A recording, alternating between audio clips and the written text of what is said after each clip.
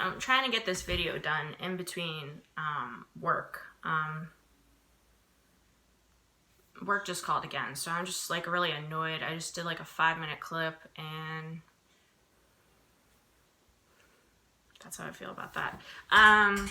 No, my client, we've been battling for 6 months trying to locate housing for him. The housing situation, he's disabled, so the housing situation for him has been an ongoing thing for at least the past 7 years since he got sick. So it's just, has always been a battle, but it is even worse because of COVID. So again, we've been battling for 6 months. He's probably gonna be pissed off that I'm doing this instead of, I made a bunch of phone calls. I'm doing what I can do. I need to take a break from the fucking bullshit. But so yeah, trying to find housing for him. He's being forced out of the apartment that he's currently living in now. So it's just kind of like, it's been a fucking nightmare. But anyway, I'm supposed to do this interview, give a more concise background of myself. But he just called, so I'm just pissed off right now because I don't know if I'm gonna be able to get this fucking done. I'm just trying to get this out, and I wanted to keep it short. So as soon as I get off the video here, I will be going back to work. But try to locate a fucking house. I've had several housing apartment complexes fall through. We had a lot of leads, and nothing seems to be panning out, which is funny, which is bringing me to this point here. So I could potentially be losing this second job now. The other job I lost during COVID. This job has been my main job. I've had this job for 7 years now. The guy's a good friend of mine now too. We've become friends. We work well together, but we've been battling really hard too these last few months. It's been 6 months, but it's the last few months especially. Just false hope, having false hope, and so he might have to move somewhere else temporarily, somewhere he doesn't want to go, and then I will be out of a job. Which just brings me back. This is why I started putting myself out there again. It's something that I've always wanted to do. I always wanted to be a therapist. I am now a coach, life coach. I'm into the self-care stuff and self-love stuff, so I'll probably go in that direction more, but I'm also really great at talking about spirituality and relationships. Love talking about relationships. I'm good at it. And I can help a lot of people. So anyway, back to what I was saying. So I'm also an entrepreneur. So not chasing the money. I'm chasing the freedom so I can do the things I want to do. Stay home with my 5-year-old daughter. I think that's important. I've been able to do that since she's been born. She has never been in daycare. She's with me all the time.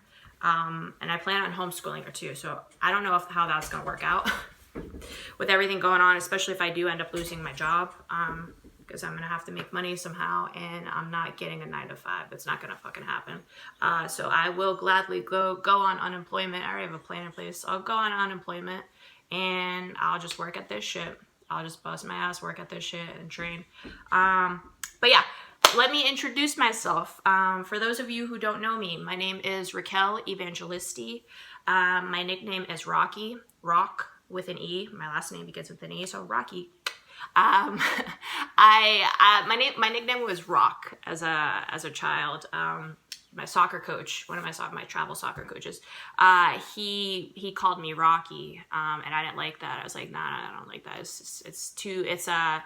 It sounds too girly. So I was like, just call me Rock. So I was Rock for the longest time, but over the years, I always had a fascination with Rocky Balboa, of course, but over the years, I've come to realize that I am the real life Rocky Balboa. And I mean that 100%. You guys can laugh all you want. I know it's true. And it is pretty fucking funny. I mean, I am. I'm living, breathing proof that Rocky exists. That's me. I'm Rocky Balboa. But with an E at the end. Thank you, Rocky. And I'm the girl. I'm a girl. Girl version of it. But so yeah, you could call me Rocky, Rock, whatever you want to call me. Raquel, that's fine too. I also love my last name, Evangelisti. I have the coolest fucking name. It all lines up. Not only that, You know, I got started in fighting. I started training out of Philadelphia. So I didn't make the rules. The storyline's there. It's real. And I'll prove that. Not that I have to, because I already fucking know what's true, and I don't have to prove anything to anybody but myself at the end of the day. But I am doing this for other people as well. I'm getting my story out there, getting my stuff out there, taking you on my journey, because I want to shed more light into the world. So by me coming back to myself after going through all this bullshit from day one in my life, just bullshit, craziness, chaos, all that stuff from day one. I finally have come to the point where, all right, I'm matured enough, I've done enough inner work to where I'm now able to take on this responsibility. I'm a single mom now, so it's important for me to set the proper example for my daughter, and I unfortunately now have become both parents. I'm the protector, the provider, and also the nurturer, and it's not an easy job. So for all of you single parents out there, I feel your pain, and if you have more than one kid too, I mean, more power to you. I'm happy I only have one, grateful I only have one. I can only handle one at this point in my life, so that all worked out. But anyway, back to what I was saying. So I'm supposed to give like a rundown of my background, which I've been trying to do over the last couple of months in my videos with my videos on YouTube. I have a YouTube channel called RockE Talks. That's just me getting my stuff out there. Like, it's just me talking about stuff, and I ramble on and I go off on tangents, and I don't have anything outlined yet. So I'm trying to keep these videos short. I'm going to try to keep this one short. I'm already at the 7-minute mark. So it might be an issue. This might be a 25-minute video. And if my client calls again, which I might get cut off. But I'm going to ignore it and just keep powering through until it's over, and then I'll deal with him later. But back to what I was saying. So yeah, my life story is crazy. I'll live that RockE. I'll live that Rocky Balboa name, that real Rocky Balboa. I'll live up to that. I do live up to it. So when people always, they talk about these overnight success stories.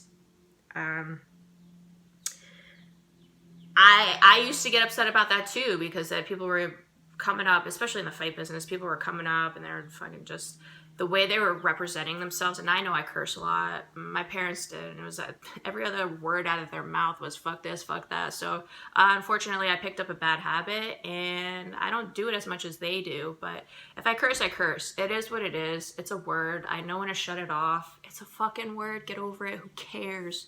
But I see people like Ronda Rousey, Conor McGregor. I don't hate you guys. It is what it is. I just don't think you represented the sport very well at all. I think a lot of the bullshit that you guys were doing was just for entertainment purposes and ego-based, but I'm the real deal. So it's still entertainment, but it's not coming from ego. It's coming from fucking real life shit and overcoming and conquering my fucking demons. That's what it comes from. So that's why I'm able to speak as confidently as I do. And I'm proud of that. But yeah, you guys aren't in the limelight anymore. It's time for new people, real people to get in there. And, do your thing. You guys are on your own journeys. And I feel like Conor grew up a lot. I don't know what Ronda's doing. I don't really care. But, do your thing. But so I just feel like I'll be able to represent the sport better. I'll represent women better. And men too. I'll be able to represent men as well. I like to say I'm both masculine and feminine. I'm the best of both worlds. I truly believe that. There's a very good balance between the two energies within me. And I had to work to get to that place. And I think it's important for everybody to get to that place. I'm a proponent of self-love, self-care. And when I say self-love, self-care, self-love, inner peace, that's with God. That relationship with yourself is with God. You are God. You are a part of God. I truly believe that to be the case. And I think everyone needs to figure that out for themselves. They need to get to that place. You'll be a lot happier if you do. But coming back to my background story, I don't care to be quite honest with you. I mean, I don't mind talking about it, but I'm on a different level now. So I'd like to be brief about it. I don't need to get into too many details because I'm past the stuff, and it's not like I'm uncomfortable talking about this stuff. It's just that I'm at a new place, a different place in my life, and that stuff has nothing to do with where I'm going. Like it doesn't matter, you know what I mean? It doesn't matter anymore. So I don't want to get too caught up in it. I want to get caught up now on the after story, the after effects, the aftermath of all that shit, and the success story about it, the progression. That's where I'm at now. That's where I'm going, and I'm going to continue going up. So I want to focus on that as opposed to focusing on the past. But for people, because I do know people struggle, I've been through fucking everything. You could throw something at me. I've been through fucking everything. Just general stuff. Sexual abuse, physical abuse, emotional abuse, toxic relationships, domestic violence, what else? Self-sabotage.